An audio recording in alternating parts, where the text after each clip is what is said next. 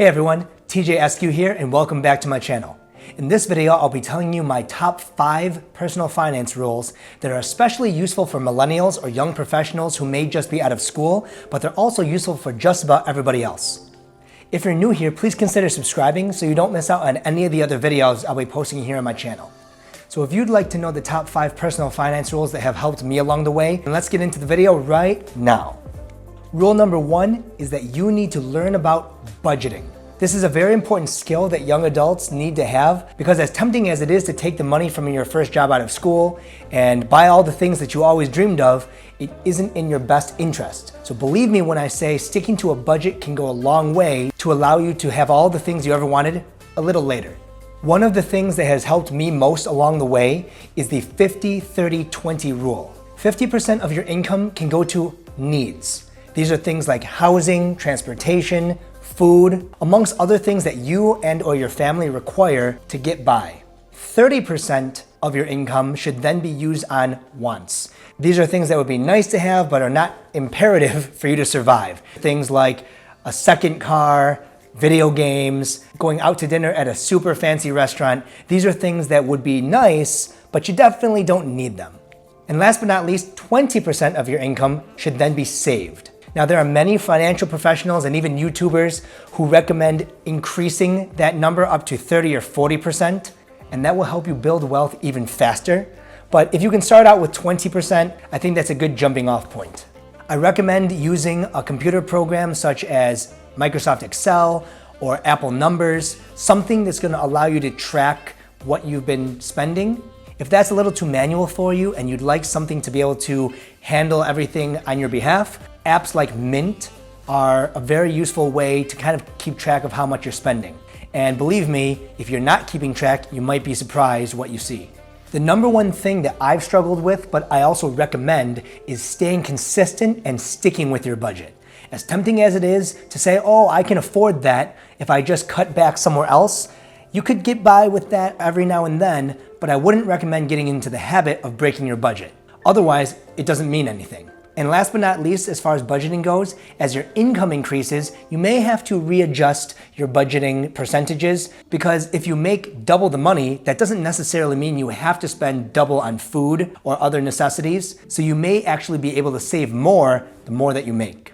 By the way, saving can be broken up into a few different categories, of course. That's not necessarily what the point of this portion of the video is about, but you can put your money into a high yield savings account. You can invest in different financial assets like stocks, index funds, but in general, you just want to be able to hang on to at least 20% of your income.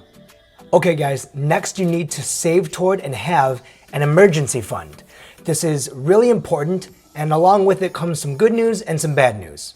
Let me start with the bad news. Unfortunately, 70% of Americans have less than $1,000 saved up for an emergency. And even those people who do save only end up saving about 5% of their take-home income every single month. But the good news is, with a little bit of know-how and a lot of discipline, you can work towards having your own emergency fund. There's a lot of different advice out there that tells you to save up towards 3 months of living expenses, but I agree with a lot of other people that you might find here on YouTube that really you should be working towards about 6 months of an emergency fund just in case. You never know when you're going to need some extra cash on hand, whether you lose your job or there's a big unforeseen expense, whether medical or home related, anything could happen at any time and you'd rather be safe than sorry. What I'm about to tell you is very simple, but it doesn't mean it's easy. What I recommend doing is setting aside a certain dollar amount each month that you could do without. Before you know it, you won't even miss that money and it will just be working up towards the emergency fund that you need. For some people, that means you may need to set up a separate savings account or some other bank account to make sure that you don't touch that money by accident. But if you have the superpower of self-control, maybe you can do it in your regular account as well. And just remember, if your cost of living ever increases, so too will the amount that you need to have in your emergency fund. And as tempting as it is, do not touch your emergency fund for anything other than emergencies. Buying the latest device or iPhone or PlayStation 5 is not an emergency that you need to tap into this fund for. I believe in you. If you can successfully work towards saving up a lump sum to get you by 3 or 6 months of living expenses, believe me, you'll thank yourself later. Okay, next up is rule number 3, which is building up your credit score. Now, there are a lot of myths out there or advice you may have gotten from a parent or a family member that credit and debt are automatically negative, but I'm here to tell you that if you do it in the right way, responsibly, building up your credit and credit score can be one of the most valuable things to help you build up your personal wealth over the long run. Now, there are a lot of factors to consider when building up your credit score, including your age, marital status, the length of your credit history. So if you're 30 years old and you just got your first credit card, chances are it's going to take a little while to build up that credit score. But if you got a credit card when you were 18 years old, or even a junior credit card when you were a minor, that is definitely going to be factored in when the credit bureaus are rating you as a consumer.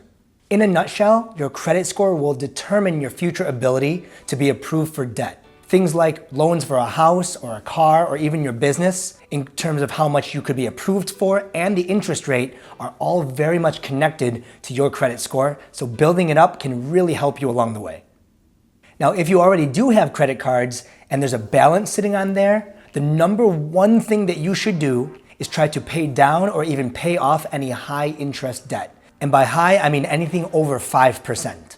Not only is that going to help your credit score, but you can almost think about it like whatever the interest rate is of the high interest debt that you're trying to pay off, once you get rid of that, you're no longer paying that interest rate anymore.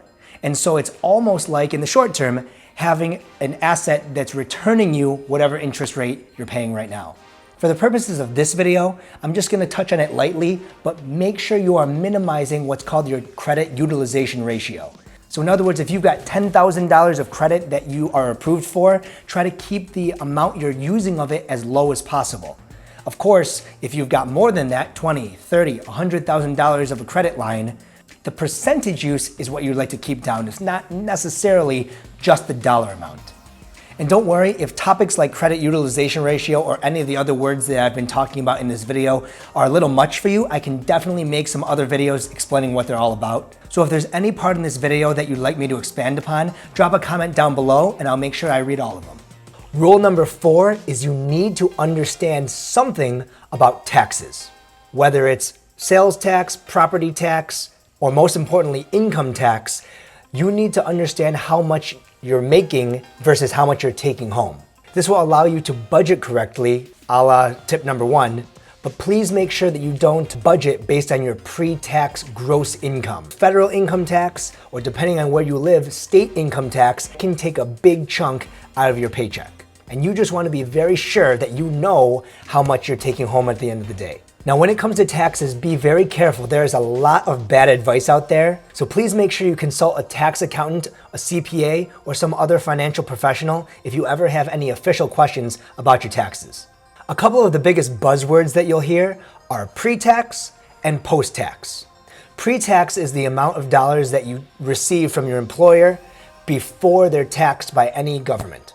Post-tax, of course, means the amount that you're going to take home after taxes have been withdrawn. But the good news is there are certain accounts that you can invest your money into that take advantage of some of these tax rules. For instance, things like a 401k retirement account or a HSA, which stands for Health Savings Account, are two different types of accounts that take advantage of pre-tax funds that can be taxed at hopefully a lower rate later on. For many of you, if you work for an employer that does a 401k match, I highly recommend taking advantage of that so you can build up your pre-tax savings towards retirement.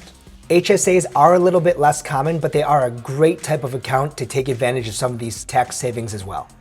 An example of a post-tax investment account is something like a Roth IRA. Anything that you contribute into the account has already been taxed, and therefore when you withdraw money from that type of account later on, the amount that you originally invested can't be taxed again. Although you will be taxed on any amount that your investments have grown, capital gains, at the time of withdrawal with a Roth IRA. Be on the lookout for some videos about 401ks, HSAs, and Roth IRAs in the future. Just as a small key point, you'll also always have the option of investing your take-home post-tax money. Things like stocks, bonds, ETFs, and index funds that you can invest in with the brokerage of your choosing. When it comes to those types of investments, just be aware those capital gains taxes will come into play again. And then other assets you may invest in, such as real estate or business assets, those types of things will involve property taxes, but also some tax write-offs that could be beneficial for you come tax time. This video is not really about tax law or all the ins and outs of using taxes to your advantage as far as your investments go, but it is something that you should be very aware of can affect your bottom line. It could be very tempting to try to take tax management into your own hands, especially if you feel like you're going to save money in the short term, but believe me, finding a great tax accountant or CPA will save you a lot more in the long run. They can find tons of deductions that you would never be able to find on your own. And last but not least, rule number 5 is use the power of compound interest. This is essentially where your money can make money. Isn't that awesome? The term that you'll hear a lot of financial professionals use is the time value of money. So think about it this way. If you invest $100 with a 10% interest rate, after the first cycle, you will have $110. But now that $10 you made off of the initial $100 investment is helping to make even more money. So instead of 10% on $100, you're earning 10% on $110. And this actually builds up exponentially because your money is building and using itself to make more money. And while it's never too late to let your investments do the work for you, it is very important to know that time being on your side is a big advantage. So if you're young, 20 years old, 22, just out of college, please don't sleep on the power of compound interest. An example that I heard once was if given the choice between $3,000 today or 1 cent that doubles every day, which one would you choose? Well, if you do the math, that original 1 cent after 30 days will be worth $10 million. So I don't know about you, even though $3,000 on day 1 would be nice, I would definitely wait a month to have $10 million. So let's recap. Rule number 1, learn about budgeting. Rule number 2, save toward and have an emergency fund. Rule number 3, build your credit score. Rule number 4, understand about taxes. And rule number 5, use the power of compound interest. If you put all of these rules together, they can be very powerful in setting you up for future financial success. It's something that I'm definitely still working on myself, but I believe that these rules can help just about everybody get closer to where they'd like to be. If you got any value out of today's video, please hit the like button. It definitely helps out me and the channel. And again, please consider subscribing so you don't miss out on any of the other videos I'll be posting. And you can even press the little bell so that you're notified anytime I post a new video. Comment below which tip you feel will help you out the most. I'd love to hear from you, and I'll do my best to read every single comment. Thanks again for watching, everybody. This is TGSQ, signing off.